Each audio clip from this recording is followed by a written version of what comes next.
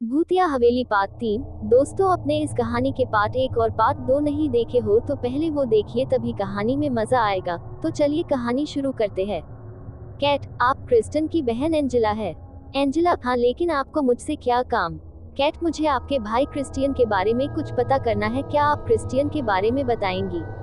Angela, मेरा भाई इस दुनिया में नहीं है। कैट, हाँ, मुझे पता है। आप रोए नहीं। एंजेला, तो फिर आप क्या जानना चाहती हैं? कैट, क्या आपको पता है आपके भाई को किसने मारा? एंजेला, हाँ, लेकिन क्या फायदा उन सब बातों का, आप खड़ी क्यों है, बैठ जाए। कैट, धन्यवाद। मैं जानती हूँ उसकी पत्नी मारियो ने उसे मारा है और मेरे 2 भाइयों को भी मार चुकी है।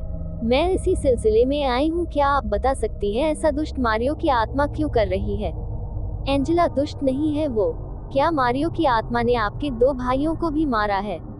कैट आंखों में आंसू के साथ कहती है, हाँ एंजेला, उस आत्मा ने मेरे परिवार की खुशियां खत्म कर दी।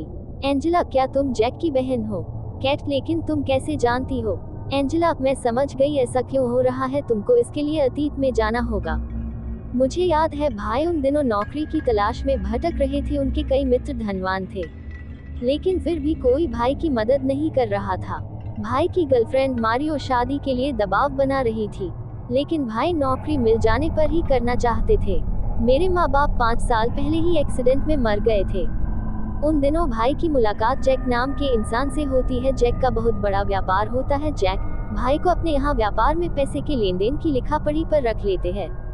इधर भाई मारियो से शादी कर लेता है। दोनों की जिंदगी बहुत खुशी से बीत रही होती है। तभी जैक एक दिन घर आता है और उस दिन भाई घर पर नहीं होते हैं।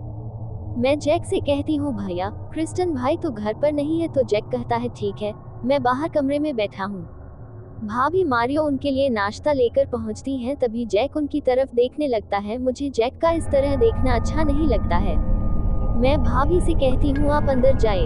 उतनी ही देर में भाई क्रिस्टन आ जाते हैं। भाई और जैक की बातें होने लगती है और भाई मुझे अंदर जाने को बोल देते हैं। मैं किचन में काम कर रही होती हूँ, तभी दोनों की आवाज मैं सुन रही होती हूँ।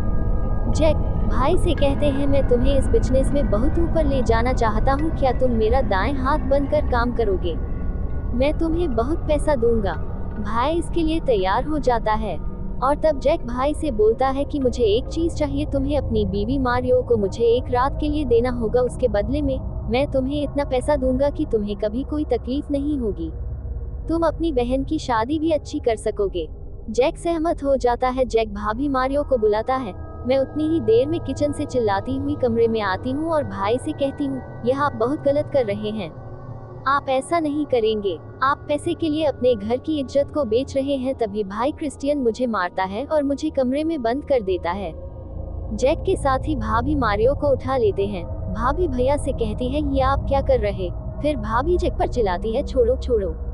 मैं बहुत चिल्लाती हूँ और रोकने की कोशिश करती हूँ, लेकिन भाई नहीं सुनते हैं। जैक उनको एक थैला पैसे से भरा हुआ देता है। इधर भाभी मारियो भी काफी चिल्लाती है, लेकिन भाई एक रात की बात बोलकर उनके मुंह पर पट्टी बांध देते हैं। जैक गाड़ी में बिठा कर ले जाता है। मैं दरवाजा तोड़ने की बहुत कोशिश करती हूँ और भाई से कहती हूँ, दरवाजा खोल दीजिए, लेकिन भाई मेरी एक भी नहीं सुनते। मैं थक हार के दरवाजे के सहारे बैठकर रोने लगती हूँ। कुछ समय बाद मैं कमरे की खिड़की से भाई को देखती हूँ तो भाई कागज में किसी पाउडर को नाक से सूंघ रहे होते हैं। शायद वो ड्रग्स ले रहे होते हैं। मैं दरवाजा खोलने को बोलती हूँ तो भाई खड़े नहीं हो पाते और बिस्तर पर गिर जाते हैं। उधर जैक मारिया की इज्जत को तार तार कर देता है। बलात्कारी जैक सुबह मारिया को छोड़ देता है। मारिया रोते हुए थाने पहुंचती है और अपनी आप बीती सुनाती है कि जैक ने किस तरह उसकी इज्जत लूटी और उसका पति भी दोषी है। कृपया दोनों को पकड़कर जेल में डालें और उन्हें फांसी दे। सुबह पुलिस मेरे घर आती है, लेकिन उस समय भाई क्रिस्टन घर पर मौजूद नहीं होते हैं। पुलिस मुझे थाने ले जाती है। तभी दरोगा जैक के फादर अगस्टीन को फोन करके घटना के बारे में बताते हैं कि सर, आपके लड़के पर एक लड़की आरोप लगा रही है कि आपके लड़के जैक ने बलात्कार किया है। कृपया आप थाने आए। उधर मारियो पुलिस वालों से कहती है, आप एंजेला दीदी से पूछ लीजिए कि किस तरह जैक मुझे घर से ले गया और मेरे पति क्रिस्टन ने ले जाने को कहा। पुलिस वाले मुझसे पूछते हैं क्या ये सही कह रही है। मैं कहती हूँ हाँ। फिर मैं साफ साफ उनको पूरी बात बताती हूँ कि मेरा दुष्ट भाई क्रिस्टन पैसे के लालच में भाभी मारियो को जैक को बेच देता है और जैक उनको ले जाता है और जैक एक रात के थैले भरकर पैसा देता है। भाई ने वो पैसे अलमारी में रखे हैं। इतने में पादरी अगस्टीन, उनका बेटा जैक और 2 अन्य लड़कों के साथ आते हैं। उधर पुलिस अपने 2 सिपाहियों को घर भेजते हैं लेकिन पैसे घर पर नहीं मिलते हैं। उन दिनों रेप पर फांसी दे दी जाती थी। दरोगा पादरी अगस्टीन से कहता है यही वो लड़की है जिसका आपके बेटे जैक ने रेप किया है, बताए क्या करना है। अगस्टीन अपने लड़के जैक से कहते हैं क्या ये लड़की सही कह रही है, कल रात घर में तुम ही अकेले ही थे। जैक कहता है मैं नहीं जानता इस लड़की को, मैं पहली बार इसे देख रहा हूँ। तभी भाई सैमी और रॉकी बोल पड़ते हैं ऐसी लड़कियां किसी को भी फंसा सकती है, इन लड़कियों का कोई चरित्र नहीं है। इतना सुनकर मारिया रोने लगती है और गॉड की कसम खाकर कहती है जैक झूठ बोल रहा है, मेरा विश्वास करे, आप मेरी जांच करा लीजिए दरोगा जी।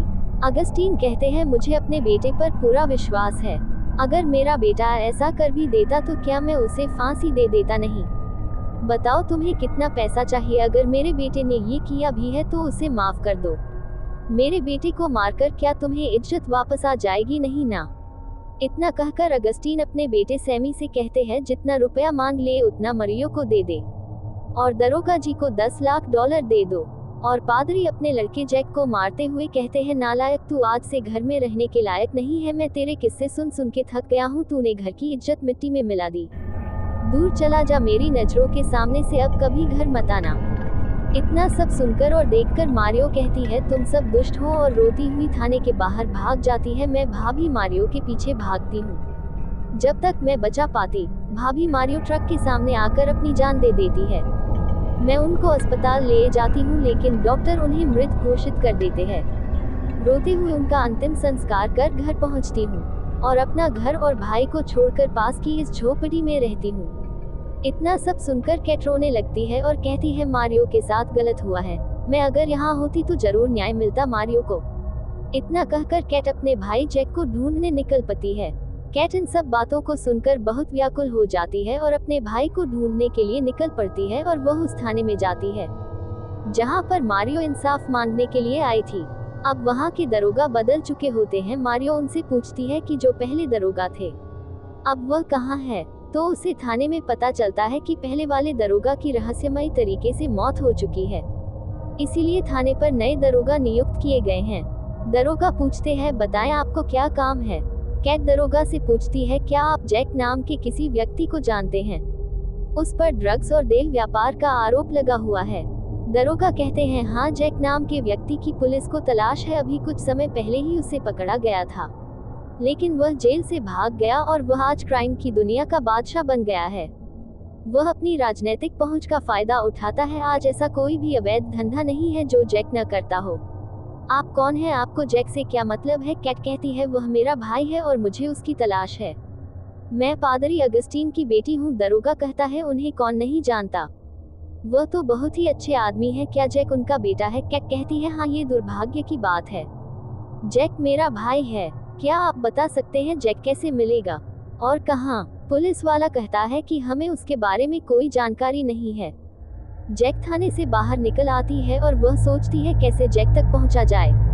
तभी कैट के दिमाग में एक युक्ति सूझती है और वह वापस थाने आती है और दरोगा से पूछती है क्या आप मुझे बता सकते हैं कि यहाँ पर सबसे बड़ा नाम किसका है जो ड्रग्स का धंधा करता हो।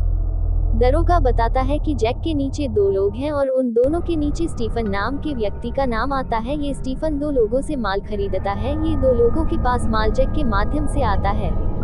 जैक ही सबसे बड़ा तस्कर है, अगर तुम्हें उनके पास पहुंचना है तो स्टीफन के पास पहुंचना होगा। कैट को वह दरोगा ये भी बताता है कि यह लोग बहुत ही जालिम है, इसलिए दरोगा कैट को एक पुलिस वाले को साथ ले जाने को कहता है। पहले कैट ना करती है लेकिन फिर दरोगा के ना मानने पर ले जाती है।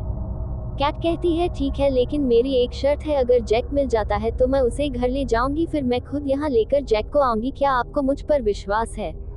दरोगा मान जाता है और कैट स्टीफन का पता लेकर पुलिस वाले के साथ, जो सादी वर्दी में रहता है, स्टीफन के पास पहुँचती है और स्टीफन से कहती है कि मुझे करीब 1 किलो ड्रग्स चाहिए, क्या तुम मुझे दिला सकोगे।